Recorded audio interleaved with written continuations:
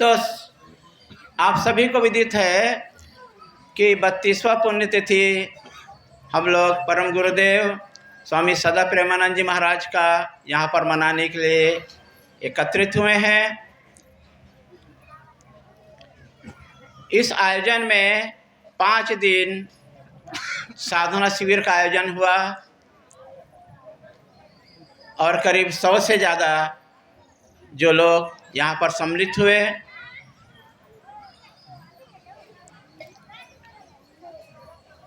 इस साधना हमें सबको करना चाहिए और इसी के लिए बाबा हमारे सदा प्रेमानंद जी महाराज सतत प्रयास रहे। और जैसे कि हर साधु के, हर महात्मा के, हर संत के जीवन में होता है त्याग और तपस्या। बिना त्याग के, बिना तपस्या के हम हमारे जीवन का लक्ष्य है मोक्ष प्राप्त करना, भगवत प्राप्त करना, ये संभव नहीं है। तो उनके जीवन से हम देखते हैं और यह मैं निश्चयपूर्वक कह सकता हूँ कि वो जो एक दिन में जो तपस्या करते थे वो हम शायद सालों में ना कर सके। ऐसा हम में से कौन है जो आज से 30 साल 40 साल पहले इस घटाघोट जंगल में अकेला तपस्या करता हो, खुले आसमान के नीचे सोता हो, जंगली जानवर के बीच में रहता हो और उनको अपना बना लिया हो। खुले आसमान में सोना। लोग बताते थे जब बाबा जी यहाँ से नकुरनाल जाते थे, पैदल जाते थे, तो कुछ 1-2 लोग उनके साथ में थे, तो वो बाबा को कहते सुनते थे कि ओए बच्चे लोग डर जाएंगे, तुम सामने में आना नहीं। शेर उनके साथ में चलते थे। तो ये उनका तपस्या का ही फल है। तो सदा प्रेमानंद जी महाराज जो है परम गुरुदेव स्वामी शिवानंद जी महाराज के आदर्शों को अपने जीवन में अपनाएं और उस परंपरा को आगे बढ़ाते हुए जब स्वामी जी का शरीर शांत हो गया तो हमारे सबसे प्रिय नंदलाल जी बहुत छोटे थे। जब मैं 1990 में इस आश्रम में आया स्वामी जी का दर्शन करने के लिए, जब गुरुदेव को प्रथम बार यहाँ पर लाना था चिदानंद जी महाराज को, तो ये भूमिका ऐसा हुआ कि 1990 में हमारे गुरुदेव स्वामी चिदानंद जी महाराज रायपुर आए थे। बहुत बड़ा सम्मेलन हुआ था और बहुत लोग को याद होगा यहाँ से 2-3 ट्रक भक्त लोग भर के गए थे यहाँ पर, और वहाँ पर गेड़ी नाच, वहाँ पर और यहाँ का आदिवासी नाच, ऐसा करके गुरुजी का स्वागत किए वहाँ पर जो है। तो ऐसे समय में कोंडा गांव से देवात्मानंद जी महाराज थे। स्वामी जी के शायद ज़्यादा प्रिय थे, ज़्यादा अच्छे से जानते थे, क्योंकि जैसे स्वामी विशुद्धानंद जी, स्वामी जी बताए, विद्यानंद जी बताए कि आरएसएस से जुड़े हुए थे, तो वैसे ही देवात्मानंद जी भी आरएसएस से जुड़े थे और सदा प्रेमानंद जी भी जुड़े हुए थे उस समय में। तो दोनों में अच्छी घनिष्ठता थी। तो जब गुरुदेव स्वामी चिदानंद जी महाराज 90 में रायपुर में आए तो उन्होंने एक प्रयास किया। उन्होंने एक बात बोला चिदानंद जी महाराज को। वो बोले कि गुरुजी, आपका एक परम भक्त है, आपका एक परम शिष्य है जो जंगलों में रहता है और वो इस शहरी क्षेत्र में आना नहीं चाहता, तो आपको ही कृपा करना है, आपको ही उसके पास में जाना है। ये एक उक्ति है कि जो प्यासा जो किसके पास में जाता है, कुएं के पास में जाता है। तो आपको इसका विपरीत आचरण करना है, आपको उसके पास में जाना है।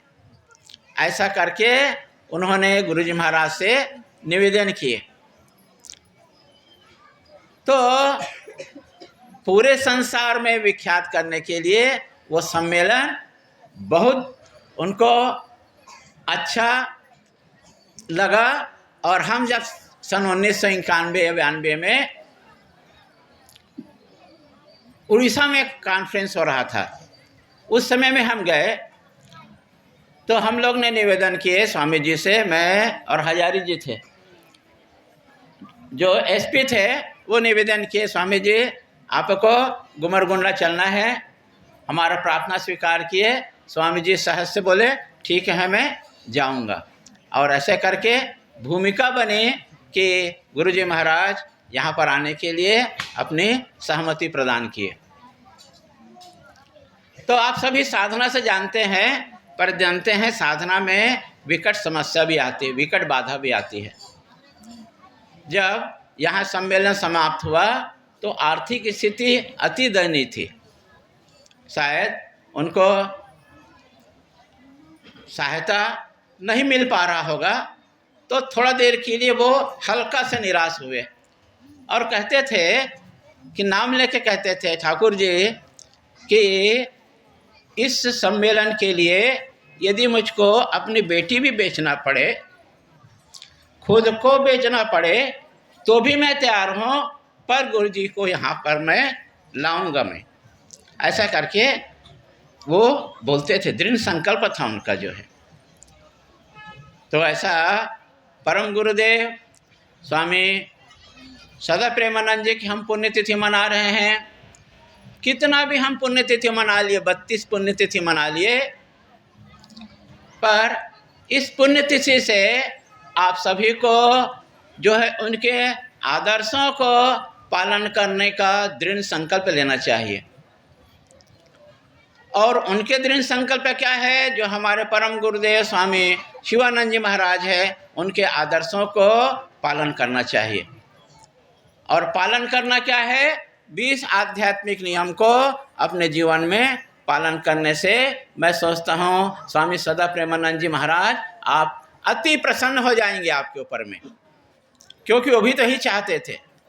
क्योंकि सेवा भक्ति ध्यान के द्वारा साक्षात्कार करो, तो हम भगवान को यदि प्राप्त करना चाहते हैं तो स्वामी शिवानंद जी महाराज वही बात बोलते थे कि साधना का शुरुआत सेवा से होना चाहिए। प्रथम भगति संतन कर संगा। तो राम भगवान भी यही उपदेश दिए कि हमको भगवान को प्राप्त करना है तो क्या करना पड़ेगा? हमको सेवा करना पड़ेगा, दीन दुखियों की सेवा करना पड़ेगा, संत महात्माओं का सेवा करना पड़ेगा। सेवा करने के लिए कहीं दूसरे जगह जाने की ज़रूरत नहीं है। हमारे आसपास, हमारे पड़ोस में जो भी ज़रूरतमंद व्यक्ति है उनकी सेवा करो उनका। और सेवा कैसे करो? निस्वार्थ सेवा करो, स्वार्थमय सेवा नहीं करना, निस्वार्थ सेवा करो। और साथ ही साथ सेवा करने के साथ में आपको भगवान का नाम स्मरण भी करना है आपको। तो सेवा भी करो और नाम स्मरण भी साथ साथ करते जाना है। तो इस प्रकार से हमें क्या करना है? और सबसे अच्छा आपका साधना है कि आप अपने इंद्रियों का संयम करना सीखें। याद रखिए, हमारी इंद्रियों में सबसे खतरनाक इंद्रियां जो 2 काम करती हैं, क्या करती हैं? जो दोहरा काम करती हैं वो सबसे खतरनाक होती हैं। एक तो जो बोल बस हो गया, मैं बोल 2 मिनट। हाँ ठीक। तो जो 2 इंद्रियां होती हैं जो सबसे खतरनाक करती, जो 2 काम करती है, एक जिह्वा जो रसास्वादन का काम करती है और वाक का भी काम करती, बोलने का भी काम करती है। तो इसमें थोड़ा हमको संयम करें हम जो है। और एक जनन इंद्रिया है, तो ये भी बहुत खतरनाक है। तो इन दोनों से जो बच जाए तो साधना उसका सफल हो जाएगा। तो हमने साधना सप्ताह में यही बात बोले कि हमारा सबसे ज़्यादा जरूरी चीज़ है वो है निद्रा। नींद को संयम करना। घर परिवार को त्यागने का ज़रूरत नहीं है, आपको संयम करना है, थोड़ा सा त्यागना है तो नींद को त्यागिए। और क्या करना है, और ज़्यादा ज़रूरी चीज़ है सांस को नियंत्रित करना, प्राणायाम करना, आसन करना, प्राणायाम करना, ये अति ज़रूरी है। और उससे भी ज़्यादा ज़रूरी है हम भोजन में संयम करें, संयमित भोजन करें।